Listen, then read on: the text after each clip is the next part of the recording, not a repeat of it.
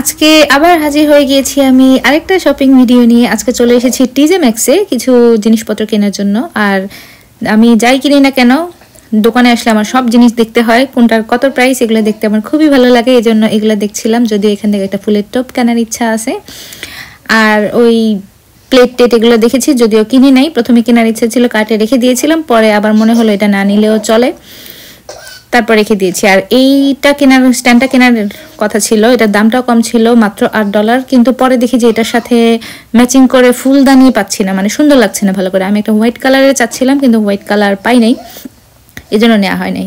তারপরে এখানে চলে এসেছি বাচ্চাদের খেলনার সেকশনে। এখানে অনেক ধরনের খেলনা আছে বাচ্চাদের, এগুলো দেখতে ভালো লাগে, মনে হয় এটা ওটা অনেক কিছু কিনে নিয়ে যাই। তারপর আর কেনা হয় নাই, কারণ এগুলো কিনে আমি কী করবো। যাই হোক, তাও ভিডিও করলাম, দেখতে ভালো লাগে।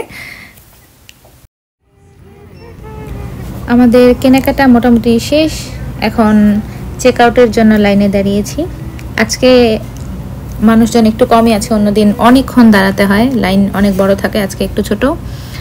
তো আজকের মতো আমাদের কেনাকাটা শেষ। এখানে সুন্দর সুন্দর অনেক মগ দেখা যাচ্ছে, যদিও আজকে আমি কোনো মগ কিনবো না, ইদানিং কয়েকটা মগ কেনা হয়ে গিয়েছে। এখন চলে যাচ্ছি বাসায়, বাসায় গিয়ে দেখাচ্ছি কি কিনলাম। চলে আসলাম বাসায়, প্রথমে দেখাচ্ছি এরিয়া রাগটা। এটা অনেক সফট আর ওয়াশেবল, মেশিন ওয়াশেবল বিশেষ করে, এজন্য ভালো লেগেছে। 5 ফিট 8 ফিট আর অনেক সফট, কালারটা অনেক সুন্দর।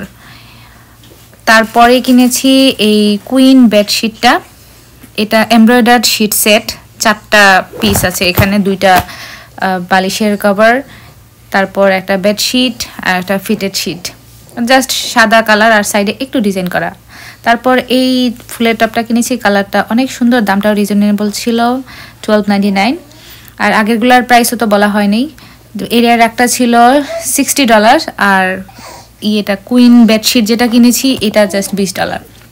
আর এই যে প্যান্টটা কিনেছি এটা ডিসকাউন্টে পেয়েছি, এটা মাত্র $20 পেয়েছি, কোয়ালিটিটা অনেক ভালো। তারপর এর আগের সাথে ম্যাচ করে এই 2টা বালিশ পেয়ে গেছি আমি, কালারগুলো ম্যাচ করেছে, এই জন্য এটাও কিনেছি। এটাও মেশিন ওয়াশেবল, কাভারগুলো খুলে ফেলা যায়, এই জন্য অনেক ভালো লেগেছে।